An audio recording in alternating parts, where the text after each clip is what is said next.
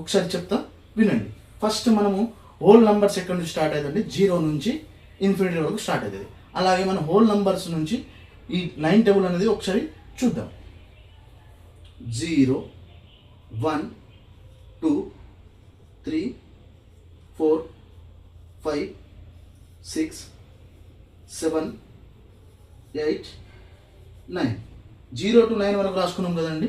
ఇప్పుడు మనం అదే 0 to 9 వరకు మీద నుంచి కింద వరకు రాసుకున్నాం కదా.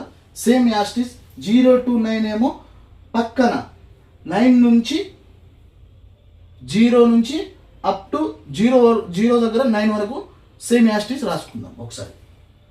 0 1 2 3 4 5 6 7 8 9 చూసారు కదండి. 0 నుంచి 9 వరకు ఇక్కడ రాసుకున్నాం. దాని పక్కన మళ్ళీ 0 నుంచి